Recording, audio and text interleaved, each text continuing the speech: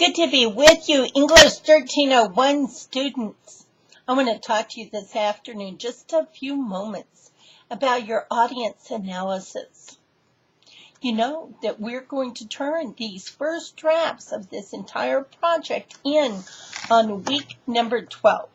And this is week number 4. And during this next 4 weeks, 1 week is spring break. And I have an idea you have better things to do than work on this research project on spring break. So we'll discount that week. We have no assignments for research on our calendar for that week. Then we come back for 1 week where I'm believing that you will be working solidly on this project. And then the following week we have the Easter holidays. We will be celebrating. So we need to work steadily. We've set our goal and we have a plan for executing it, our research calendar. But we need to be keeping in mind that due date, the first due date, which is week number 12. So this weekend is week 8. So you have 4 more weeks and 1 week for catch-up if you need it. Today I want to talk about the audience analysis. I want you to think a little bit about who will be reading your paper. Yes, initially it will be your peers. You're going to bring this paper in, the first draft of this paper, when we return from spring break. And this does not have to be 5 pages long, but it needs to be at least 3 double-spaced. I need to see that you're totally engaged in this process and that you actually are working the process and moving toward a successful completion. The people that failed this project are the people that a couple of weeks after midterm, around week 10, they still have nothing to show me. It's in the car. It's in the trunk. It's of somebody else's car. It's in a backpack that somebody lost. It's on the hard drive of the computer, but it won't print out.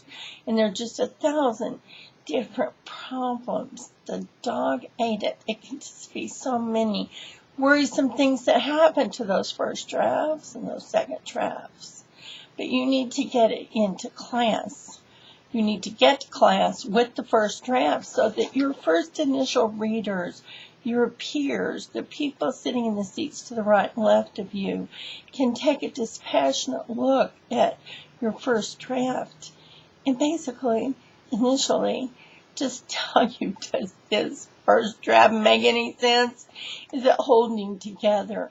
And then looking and making a comparison of this draft and your outline, your reader can find for you whether or not you're following the outline, and did you have it develop the outline to the point that a draft is warranted.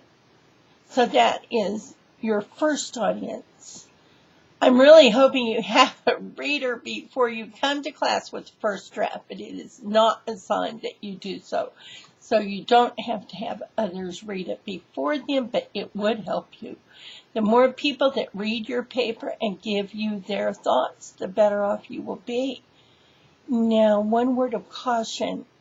When the people in your class read your paper, they too are freshmen in the Hybrid English 1301 Composition 1 class. So they may have some information for you that if you took it would be disastrous grade-wise. So how are we going to protect ourselves from that eventuality?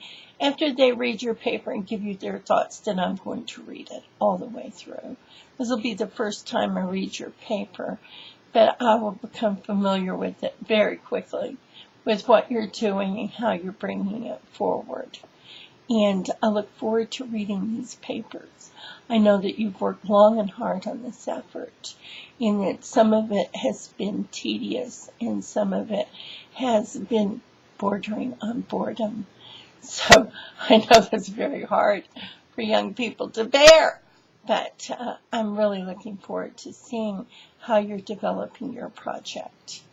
And of course, I am the ultimate reader of your project, because I'm going to evaluate it for you.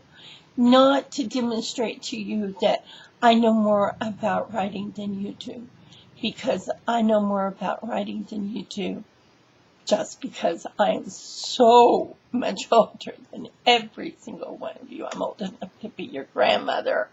So, of course, I learned a thing or two about writing along the way.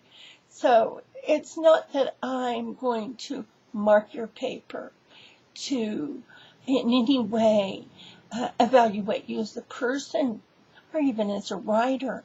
It is simply to show you where the bar exists, exactly where it exists, so that you can get yourself above the bar of academic writing, and you can write a paper that will be successful, and your project will make an A. That is why we go through these different readings and these different revisions, is just to perfect what you've started with. Most people have good ideas. In fact, a lot of people have very innovative ideas, but their problem is that's where it stops. It stops at the idea point, and they have difficulty dislodging thoughts that are in their mind and taking those and getting them down on paper. So that's what we're working on at this project. You have a very good start. I know you're working hard on it. I'm really looking forward to seeing you Saturday. Stay tuned.